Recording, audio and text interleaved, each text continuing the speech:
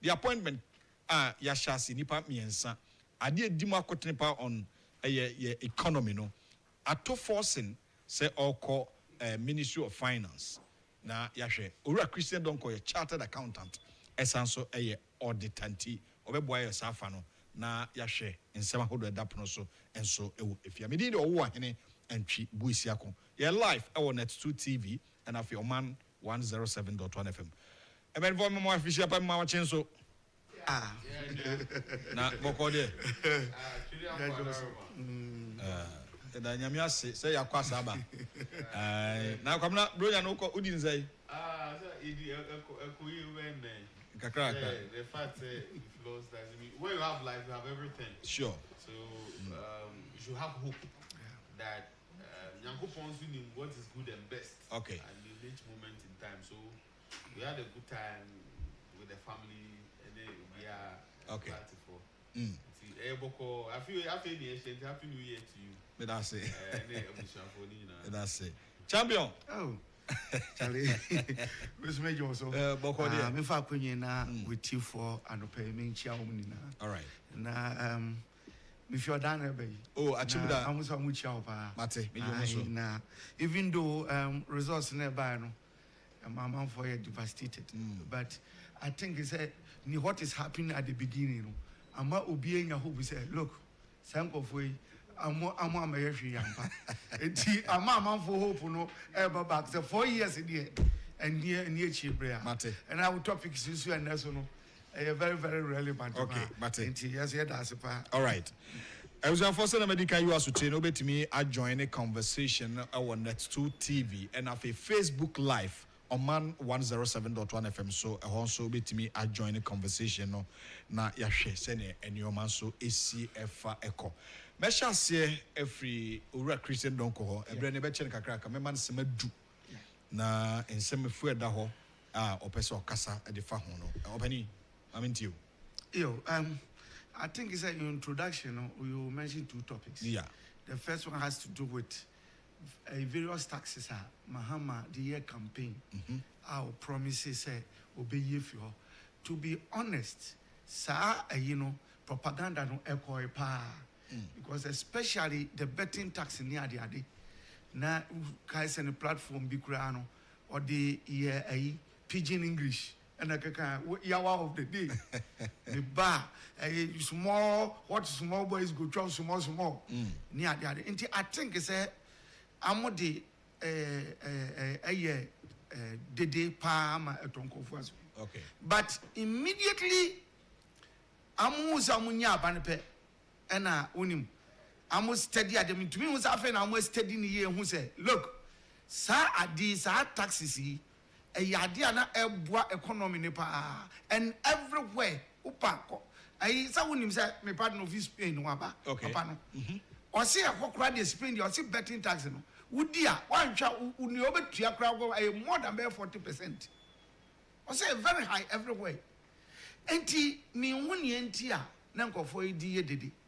Enti ni reason or sign is for now no on to me remove immediately no the fact say or say say the account IMF program. And this morning no me person me church mu say okay. Near all can in futuro ana all to go amount for any.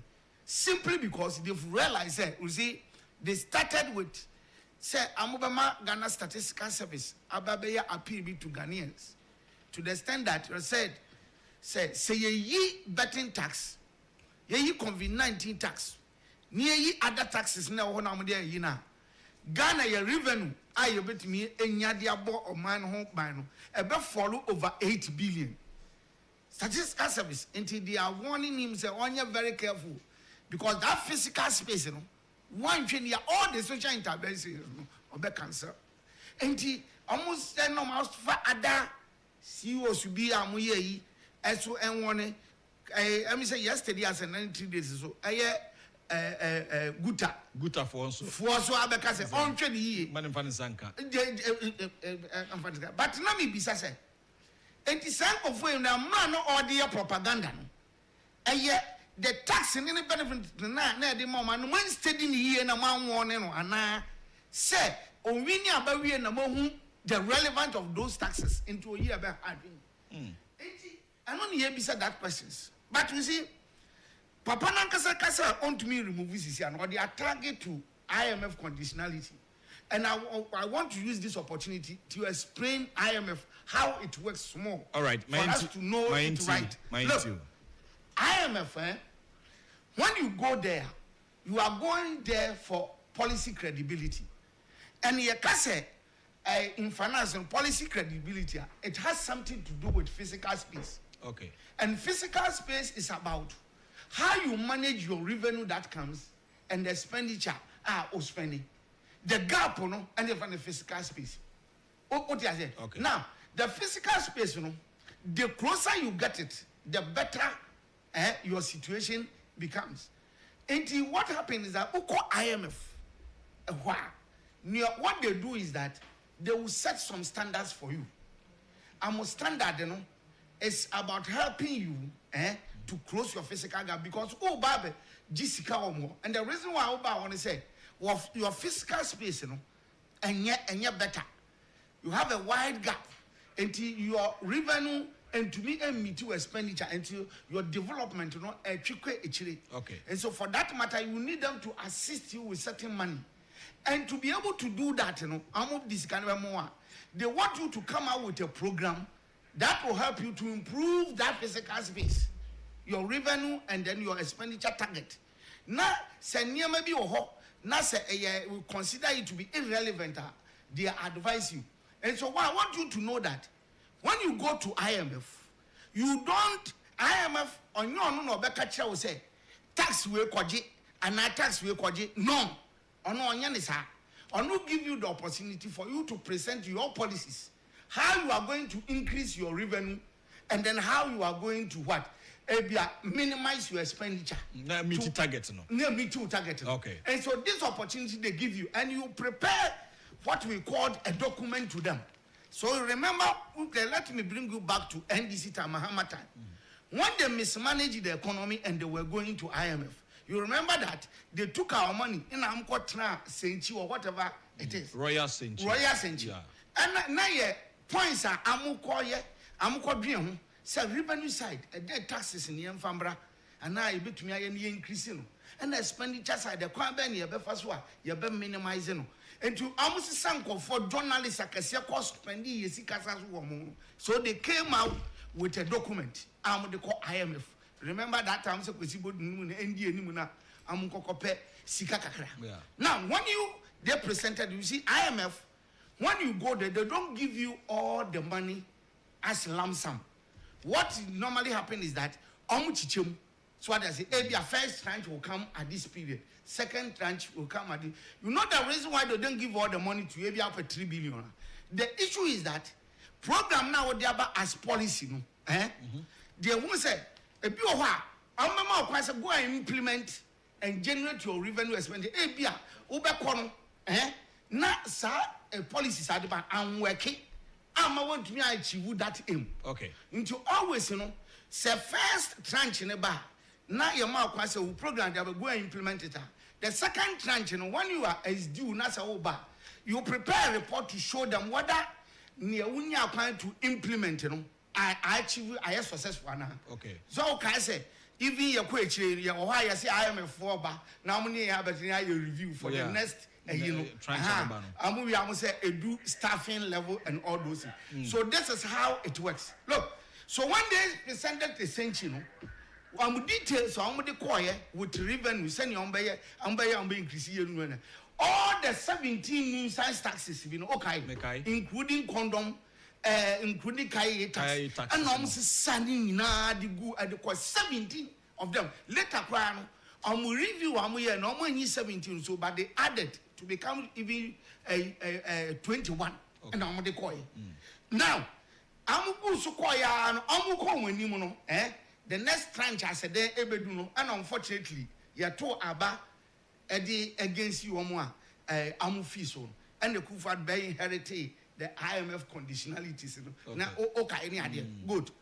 So the question is that now IMF conditionality, no yet. Policy, the coin, including all those municipal taxes. And the expenditure side is no unima IMF NDC for the expenditure to minimize expenditure. One, IMF, they are going to freeze public sector employment. And so the public sector employment is freezing for 4 years was an IMF conditionality. Two, the nursing and training allowance cancellation and was also part, just to reduce revenue. And on this 17 new size taxes, and the assumption is that once revenue going to increase, one for the public sector or nursing training allowances. Remember, say even certain stationary costs, say school ni na to touch up ni na enko. Okay. Enti expenditure. This is the way now we say expenditure on by minimizing. Okay. So when they presented it, what you say? Na ama you frete una odi buy you. Enti monko na monko ye na the first tranche edema. So when they implemented it, and until they suspend the public sector employment. So when about we buy no huge tax unemployment every so we remember. Yeah. And the nuisance taxes so kaya year for near the so the issue is that IMF we say policies and yes static is subject to review. So about we presenting an alternative and what they call to what they call and say look, these taxes yes, taxes are is rather targeted at a poor people. To say here for power, and the alternative about me pay you when you free ho. And the expenses side so we freeze public sector employment amount on for the party at the other. And this is what I so media about alternative. See, I want you to unfreeze it for me so that I can go and recruit and all those things. So alternative review policies were presented by MPP. And I'm then replace it with the old one. And nothing about bio, only are to employ the nurses, the police, into army and everything. All the national security way. And 17 new size taxes and also OE free. Okay. And the OE free one also in fact of follow the program. Anna, you to me winning ourselves from the IMF. Okay. I hope you remember. But for the COVID and other things, you will say, look, your fiscal space and also COVID-19 Russian Ukraine one also no abe high in kakra. Okay. So let's present ourselves back to IMF. Now this time around, that might be a call because of they presented a program. Like I said, our IMF will not tie you into certain policies. Okay. What they are certain standard was say go and bring how you are going to grow home your revenue and your expenses. Okay. And Tiaban we call an presenting for revenue side and presenting yield levy said, look, this is an digitization. Even banking crown acquire internet. Okay. And these are gray areas. Unya tasika kraka free ho. What is it? COVID-19 so no. Remember say if you amount for kogu fie emana yetua muka. Nti abanso spending on ho pa ye increase ebinum salary. Ohwe health workers here. Nti COVID-19 is yanjiji kakra sabio na enna ho na obi nim no ochira beji no obi nim say COVID-19 baba. Nti sa fund we okra na enya to wa. That be people be ya putuprum na ba ye betumi enye bi dia ye. Enna ode ada yi levy ni ade bae. Nti eno so ye ono kwa ni program no do they call yeah okay and expenditure side no that be say briefly now expenditure side remember say obana say all the discretionary expenses this all talker ni ade na was suspending ni na and then in addition to that no so no we say oka say we say ni salary any allowances of na watiti ni na so odo how to reducing the salary enti alternative abetumi enhancing revenue growth and then minimize the expenditure. Okay. And once after COVID-19, with this program, and my own said the economy no a bounce back near the other. And not the buy. Now, since the economy bounce back because of yield levy or the 12 years HS or so, when you be or to media near the other. Man can some steady number who say, look, say even yield levy ye free what is the alternative? Okay. Are you going to replace it with the condom tax that they remove? Because show me the alternative. And you and then Baumia, as we are no say, I can your bow, Miss Bayin, unim. Maumia dia no cash obey no. They came up with an alternative. Anchor, they call IMF because the policy is subject to review. No, they call somebody betting tax. And you know, or just say, or back, and can run also the flat rate back. Able to increase our revenue because in conform to mean taxes. Now, when it is flat rate, a lot of people will come. Also, cancer or baswa tax amnesty. Obia tax be son kwan obetumi a year free ho into a year free one now have a clean sheet so that implementing that flat rate now everybody will be happy to contribute and and betumi expanding our revenue base into no alternative but this yanko for there am for alternative bia and a Ghana for tomorrow now yanko think what you say IMF conditional look IMF conditionality no policy with the IMF now a year rigid. Okay. And you're subject to review. Okay. So we want you to go and present an alternative. Say, betting tax on the buy men call for some mumpe. This alternative number na kwe free ho. Anamebwa. Netu me free ho. Send your wow kaya or the campaign. Very good. It you know, or the way by at least I've done discussion about 4 days several times. Tell me say video near the big command. And what you is what there are certain people to go to IMF to review. So that they will cancel the betting tax and Mate, Ora Christian Donkor, a chartered accountant, and a tenant. Come on, New York Cabana, Frempong, and Chain. Na, come on, post on the Sukrana. There is to obey your mandate of ever 2 years. But the minister also evacuate you. Oh no. Me a party director. Me a government appointees. No, na. A party officer until say you better about in possibly 2026. 2026. We need bar committee need recommendations by 2022 year. Now, executive be you move say you are worthy to continue. Fine. If you are not worthy, you will move on with life. What I say? Sure.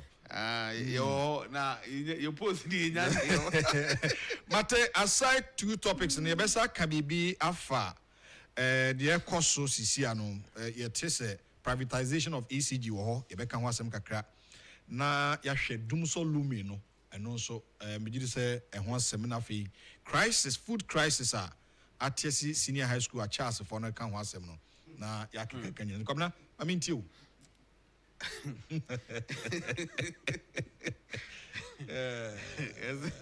Is it attitude here Penimuja and so from man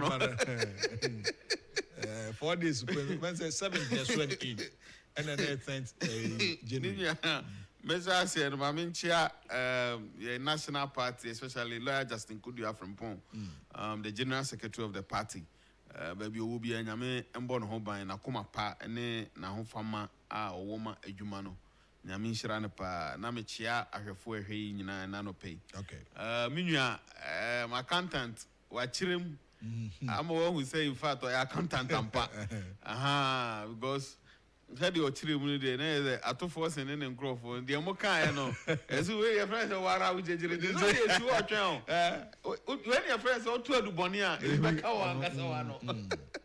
it's a Dubonina, almost 2 years, and they say, we now become one Casano. And near ma, Sabi, Mampane, your mom or Koye loans, any near ma or G, Ghana companies near more this year, wa, Kwaji, who Bosianket and Ketia. Sabi, if you are 10 years time, a bit due payment, if you are 15 years, this is our about 2. Sana, as a 2 at the Boni become one Casawano.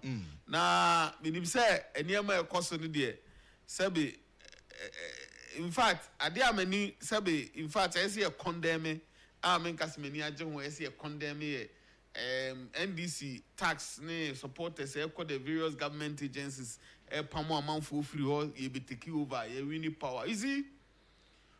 Who win political power? A mandate can say no man for the amount. And who say, second this support base in Kwan, there was no way NDC would have won this elections. Because abatwa ya komunine and anytime behind these Belusu elections be an munya 44. And Charles said the core base of Ghana register mukra 44. So for you to move to 57, it was say, I'm not for be brain to about the mount.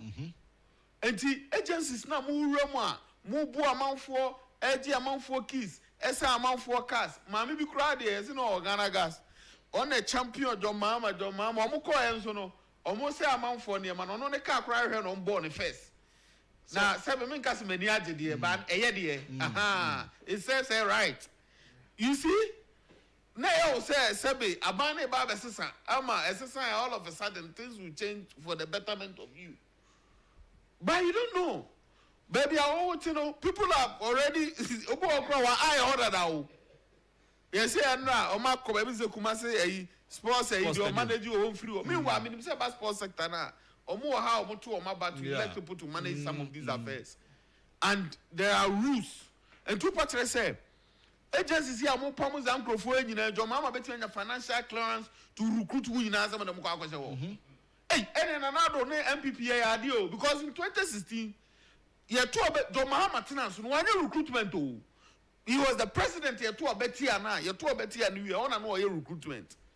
And Crawford or more appointment in Kutu or MPP and Pamo Biao. Or be our evidence, MPP by recruitment and another. And John Mahama, yeah, you know, MPP Abamba and Pamo, bring it to let everybody see. MPP and Pamo Biao. MPP who so many Ghana for. Yen na Ghana for. Emma omotina si yo madwuma. Enye de ekos ni o. Eno beti say yakọ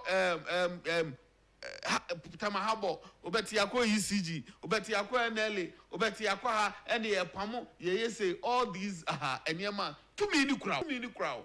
John Mahama na wa kwenya say opese o ye recruitment and obe pamo obi ano apamo no de mumu nipa be hye. So nipa ko hye no, then you can fault the person. Yeah. But see agencies mu na ye bu amanfo ekretuo epamo amanfo there. You see, it's uncalled for. And here, and they show the hypocrisy of the source CSSU and this organized labor. Who organized labor say yes, galam say who cost strike, who ma buy unpopular. Organized labor, you are there to protect the rights of your workers, the right of amanfo dues. And no muditia, Momo de run the talkers, I can see it in them, Modi to Muham Pasicham girls, Niniamano. And now organized labor, these are the people you need to fight for. Say, Abai, in fact, enough is enough. Most buy and chair, but enough is enough because you can't go into government institutions, sack everybody there, no matter to say, you have to like how. And yet, the country should come to a halt because you've won elections, because you are going to rule this country. The country is for you for the next 4 years. And near more free, various MMDCs, more shakers, more way, Nina Sabinians and be Sabi. And this is the time, sir, Catholic bishops be on Cassan called Mobabe, or more co walk who say, or Mobabe, more can be dean, maybe be crime and Kai, or Mokas one bay walkers, or more demonstration. So more deo. I work demonstration. This is the time I say Mokasa. Because my mom for church members a bit your collection. Emma de running monsory, and then omni abu omono. Because a human omo no munya omo bet you are tight, Emma. And this is when we need Catholic bishops for now, because of strike as a demonstration. Equanam Krumema just to make a government unpopular. This is the time you hear mo. Ghana Bar Association, one association. That's yes, as for mu yede, and yet Galam says, Kruno, and a choka, maybe say, yes, that's your crumple. If you really elections, my grandmother Crawford, I see or take over Galam say site. Yeah. Amount for Calams, your moji or more. And that you ever seen no Kruma. Yawao, Obian Coba, you ain't in ye be a crony have a canoe, actually, any Pamanipo will say, Sebe. Multivin Katawa Nindi Bonnet, now we are, and then the Ekosumwa, how mouthful, your citizens, your workers, people who come to your church to come and give offering. I saw for the one coffee or drew one or mutim, a dear Tamuano. Says, see, our church members are a year in the various a young Babucha collection, my Pamono. Now is the time for you people to talk. Said the man for bones, in fact, now we are neutral. A man for bones, a more money, then I'm selfish interest, and I'm a parochial interest, and I'm more achieving a way. Okay. And then National House of Chiefs, yeah, how many Mumakasebi? Because I saw be a diabanfo for Abba. Ubia go pay favor free with 10 a.m. Kabi. Ubia Kananotum. That parade crampo the least said about him, the better. Ghana Police Service. Because you are there to protect lives and property. It is a baby because now me come from Pong and I may I should be called to order. Yeah. and that eka ye agencies here and that NDC from growth we di macho ni we na mo to two agencies we ni ayi adi me de mesre kra na accountant de am nwanwa ya mesre de say hwe say these institutional heads are eba appointee. Definitely the president had the mandate and the power to appoint. And why do you rush? And obi or two of you are government appointee be and say na ba we obe exist. Obeko. Bebre crash as here terrorism nation letters or move free. So why the rush? So why this obeko this appoint no nam Kumasi stadium e to sign ko and ode na mo and to no dey police ni be no. People are asking questions say the 24-hour economy policy, no? If indeed so almost a Juma and Omopa, why can't they wait for such a policy to be implemented so that they can be recruited? Exactly. At the end of the day, between you and I mean your wife, a fracadam policy between Agata and I, fracadam. When Nadian say a nada can over the dada Ghana for. If you are the taxes here of a tribu, yes, they will say Jadam because now that you have a trouble. Now that you step woman, Roto from Massadia, but Roto, I'm the thing you have said it. I say, almost started Kobabia. Two boots. Almost that 24-hour economy. I say, I'm yard veteran. I'm so 133. Just a one position, one position. I'm divided into three, and they give it to three people. So why the rush? Like he's saying. China said two or be creating two more. But you see, near me, I say. These were the very people who call IMF, who suspended public sector employment. But for akufo-addo and what do alternative call ya, only opportunity to recruit you into the public service. Exactly. Who know this in now? That time our alternative call IMF. You place public sector employment. You place embargo so no. Now what? And you didn't say it. You were supporting him. Obiabe pre other fawamua. Would you walk akon sound? No, no, dear, you are what you want on ye. And you see, me offend you, Mate, and go for your form called public sector for the ungratefulness.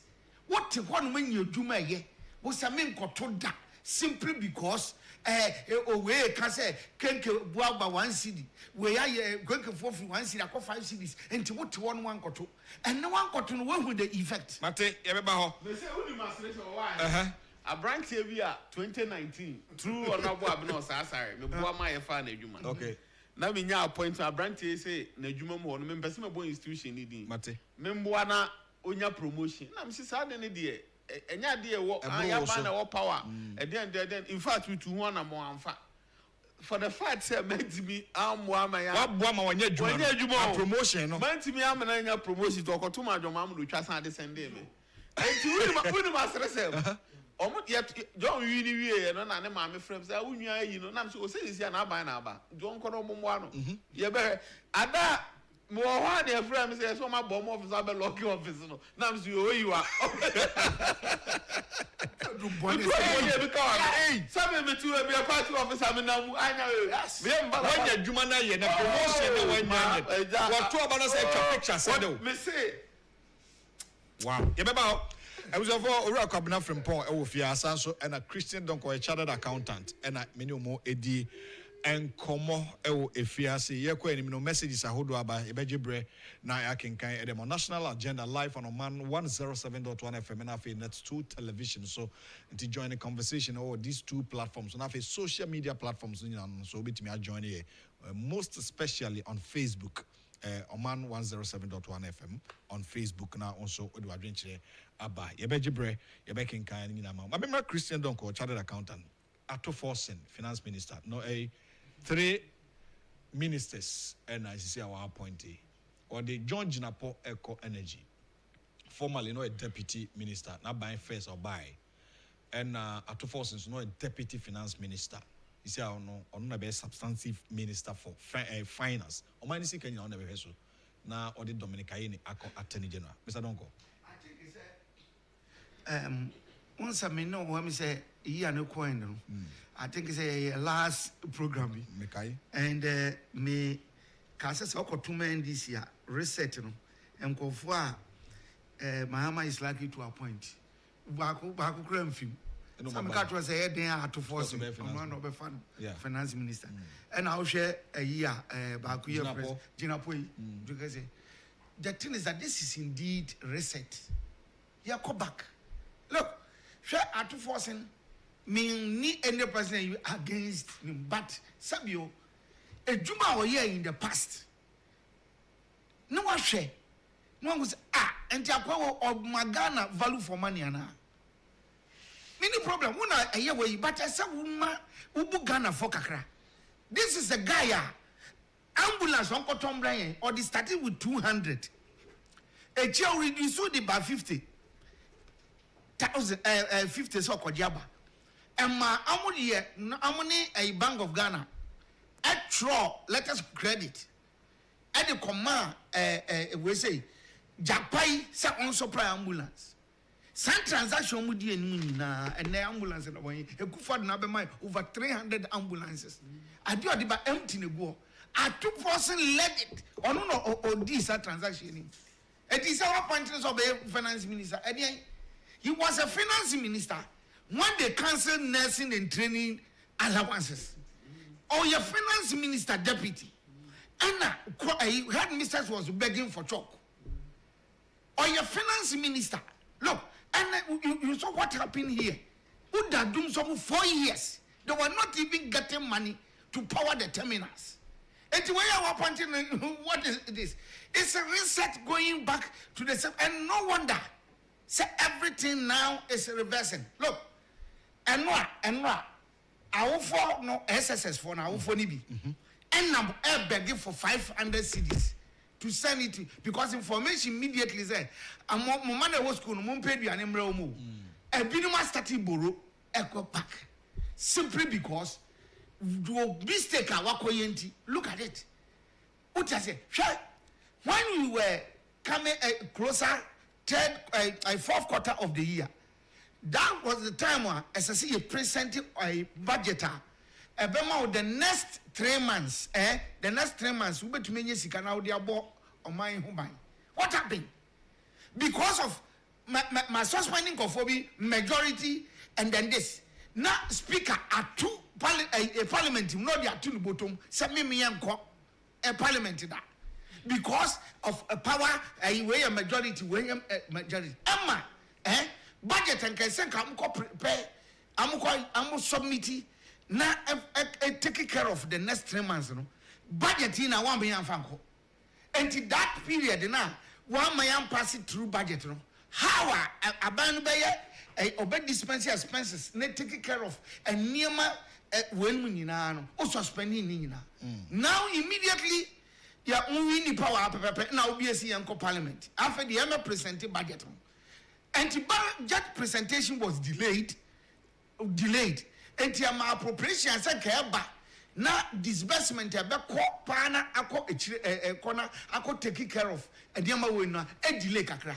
Now mo what presenting budget is what do you do immediately you do disbursement.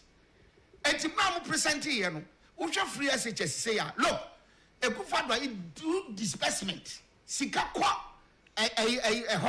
who had chance for secretary confirm saying in part a good father before exiting very good even the last hour or this kind of the question is that sikana I'm gonna put you embargo on that.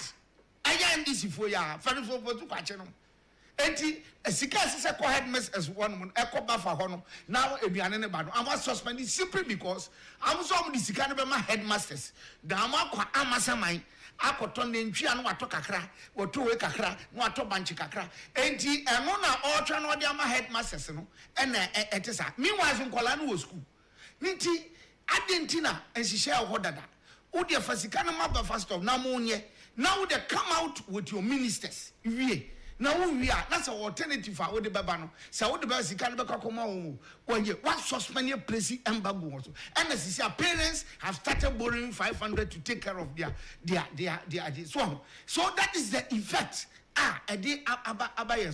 everything that they said I revise it. Look, if you look at MP you see MP for when she central today what was my back was say even small scale mining say about where you free what small scale mining say na na amka se akufo-addo place ban on that was say amu yi anu free what ebema economy na akofom brutal enti ene waka say galamsey no bahama ontumi ntwemu da and then odi abeto me bisa say CS so no Professor Jambu Utah sisi awo he sisi amu ba ben mu no amu say amu ntumi yin free ho amu ntumi mbane small enti wo no na propaganda wo de ye and na yensu asay na wa hefa we see everything that they said I say back well ye be hwe Governor mamemra ho na one man for kan wasem say the finance minister nominee make a bold statement after say 2016 NPP back kunwa so na cocoa price was 475 Ghana cedis.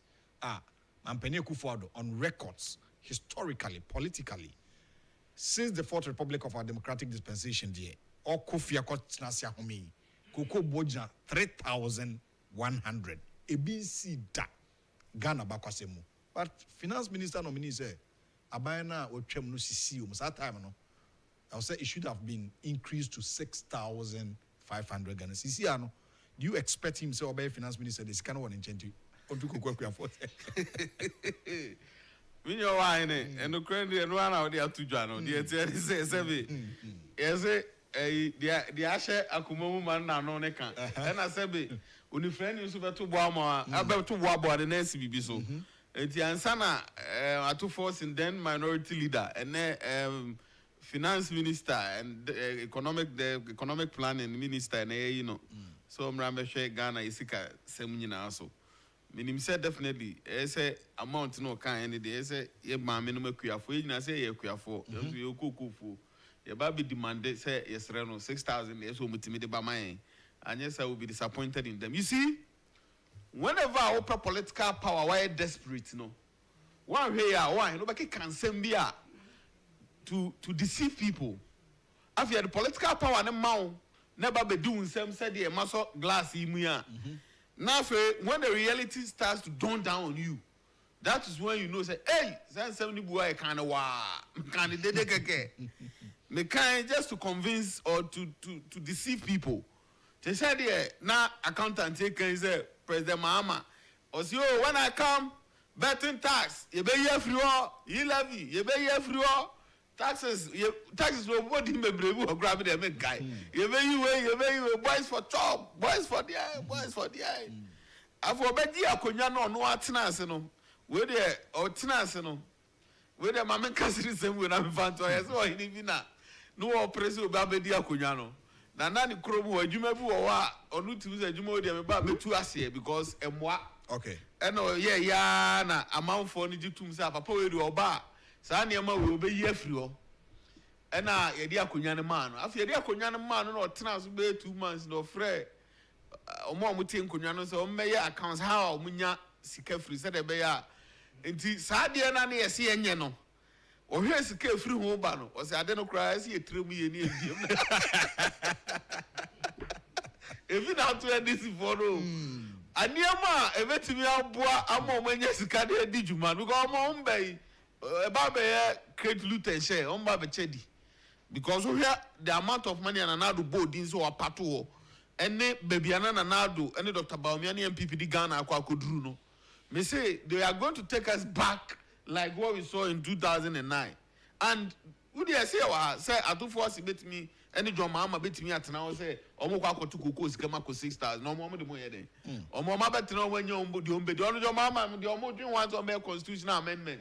No, I try say be able to be as I go be. That is the only thing. But no there or try and never downfall because you say if every person be no a Monday to be do 8 years. When you try 8 years away, you try 2 terms away. We what we try first term, account last term. We try we are called Jakunyano to said will be a ja nanado ye 2 year and now from Penny Rollins time or Simin Kobium. We try 2 terms one or Simin Kobium.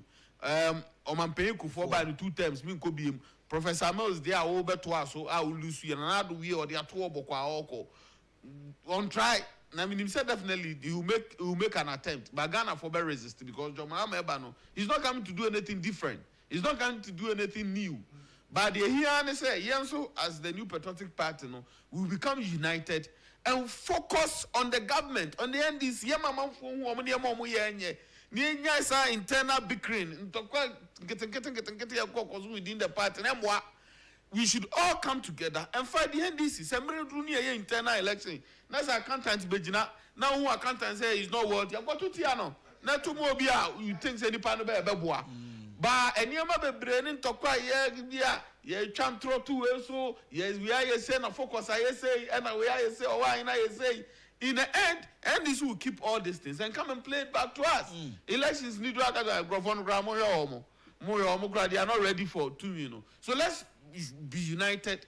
Let's pinpoint to say the workers also about the cocoa because it's 10 million. Yemma Ghana phone to say about say university students and then Kaboba come first year, you know, be to school fees. Free, free, no. Yemma Ghana phone no moves a doma catch say. First year student, no. Musku na mobile free. No, so no. Omasa can want some. I almost say they be maintain. Don't say free, sir. Sir, there be student trust nobody. Loan. And Sikano and yes, guy the chow. Okako Jeffrey student loan mu. Na actually what? Anya san okano. Anya san okano. The chief one said the omuchechi musisi ano. So I found for na omuchechi musa. Look. Near a good in the say university for the I to Europe in remember. I was at 27. When the Akufo-Addo promised free SHS.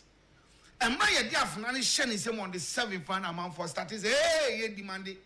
And within January, born in ministers, we have September now. Look, by June, no implementing free SHS. One man any excuse be.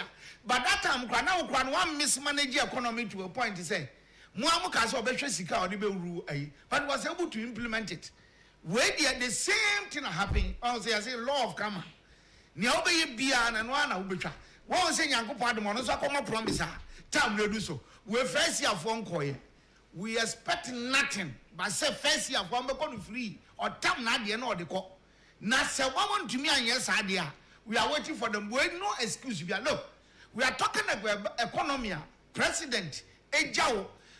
Gross international reserve of about 8 billion. 8 billion. In the energy sector, I started saying, you need to buy a decoy, a Ukraine. A chamo by almost here had $98 million. And yet they are top, or to power the terminal this year. Nanti, Nipa Oja gross international reserve of 8 billion. Where is it? What the percentage? And we mean a Ukraine. And Chomu excuse be say if you want to say can be now obey and I would better energy so be it because we have big reserve. Any other places in nice because let it go. Only need reasons to be on also of free SHS university. Go and bring some of the money and let them go free. Anything short of that.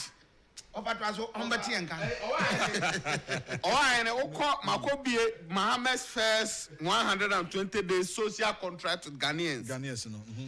Oko point 10.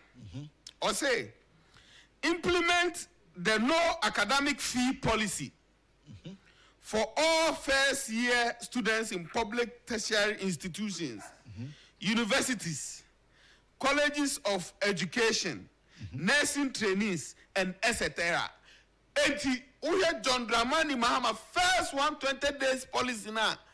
First years no and only universities oh point 10 any point 10 any is a camera we are point 10 and our point 10 any 120 social contract point 10 and no or why any mianka bianka otwi na bi obi a onte brofo no ate ase aman John Mahama say so when ya the first 120 days social contract on the Ghana for on say what the no fee no academic fee policy ebema first year students ebeko all public tertiary university teacher trainee omomuko teacher training nursing trainee and all public tertiary institutions ebeye free and we are level 100 in here for nursing training okwa emphasize bia o de ohia ne say obeto ogari no ato kiko gari no apa wadua no umilo awbeye na ko school mu ya fa ya nya fa untua school fees ko joma amade no e clear e point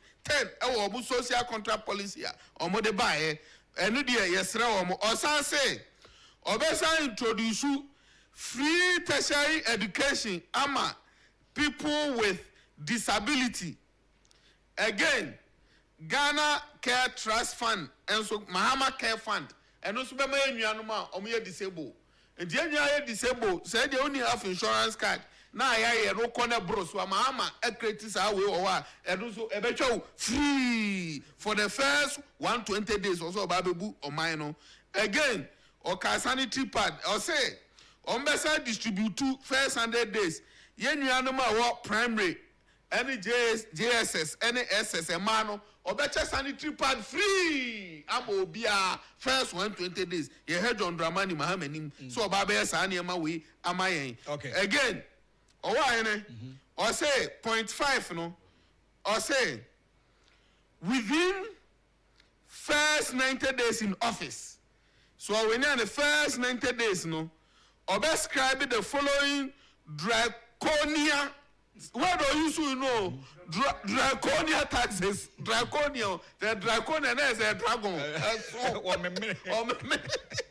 Taxes to alleviate hardship and ease the higher cost of doing business. E-levy, COVID levy, 10% on betting tax, emission tax we have been implemented. It is only a way in an obabe. I'll be easy in the 120 days. Okay. Yeah, anymore. On one account, yes, or best near to private schools. And also, private schools. I was free as and private school teacher schools, no. Almost 2 man. Yes, so what you say? But okay. Mesa Moho na Enchibia Casamano Bay and Crone. I wrap up today's discussion. National Agenda, Oman 107.1 FM. So and now we are also live on Net2 TV. We told Ghanaians that the NDC can be a credible alternative to the MPP. In just few days in power, the country is witnessing first-degree lawlessness, looting and wanton destruction of state properties. All things being equal, should the opportunity prevail for another government to take over in the future, the repair, sanitations, and nominalization of state government would require fortune to achieve. Okuku seku, edway ifri damfa, ena odiwe aba anopai. Eda se papa brother, and so 8 years was a bimu, ewo bodjase, hona oti jumedino. Kama sanso ena nana kwekuma mfinso so dia base. A friend went to PT in a Brigus SHS and they were told that when the kids are coming this term they should come with 1,500 Ghana cedis. Mother Ghana. And he's also calling on the finance minister nominee to increase cocoa price from 3,100 to 6,500. Also there what they aba and so I don't know. Why I'm greeting you and your family. JDM and his government must immediately remove all the betting and COVID-19 taxes. Now, brother, Utubo inside Bontrace taxi and Calavan station was a BMO and Ubianso 80 Jumedino Ewo Anope Edase also there or the aba. And so, and as my brother, good morning and happy new year as well. May God Almighty continue to guide and protect you all as He showers His blessings upon your life in accomplishing His purposeful plan concerning your life. May that say, also for Sikabuafo, and so 80 Jumedi, that was Papa Anope. Quickly, I mean, champion, Simabe is there any hope looking at Senor Mashasi? Well, for me, like with appointment, and they say, I to foresee a oath and reset. Me, my boy, near my biswa on Bay, judging upon or no, dear, or no propaganda, antenna or Pontino as energy minister. Good. But you see, you should be very careful because you see, our Boko is coming to deal with mature brains. Unim. They granted him an interview. I will draw FM. I mean, chow. Unmasamokai or see a Maui aka 6 hours pe na dum so astarte because oil be any ho. That time okay, Donald say, are you sure 6 hours or 6 days? Correct, it was all 6 hours because be any ho now. Okay, we ya pepe no. Sisi as at now no. After na ma set committee. Say amunkwa hwehwe mu say yebenya oil ne eyi di abe power ne ade committee ni start edwuma mfa oil bi abai but sisi oil no can na sisu 24 sisi say as that time granted 72 hours. So the question is that 6 hours now we say light na be call off no 72 hours we say have light entina entrobe na we dia creating fear and panic. Creating fear and panic. When you say, Niaokano and Yanokre, look, propaganda into no appointing. We are waiting for him. He should realize, say, you money at the Ashanisano, and your propaganda self. Energy sector, say, about a problem that got character created previously. I know no cost PPA, $500 million every year. This C. President that's power purchasing agreement. And the same, and the appointment now is very, very scary. Very, very scary. And all the intramudini now is backfiring. Okay. I did a Yibakwamu Rezi, so say, about we are Bokrono and the trunk of Wazun. One was say, Muntari, Mahama spokesperson. Yeah. When was Joyce Bauer Muntari. Sa ora a yino aformono. Or say their work stops as soon as Attorney General is appointed and I'm appointed with. So you ask yourself, sir, and now they've realized that in some of kind allegation intro and about where we see everything I'm who they ready to know. Among who say, sir, and yano crab. Okay. Until now, they are running away. And you almost all are no move up not Attorney General take over.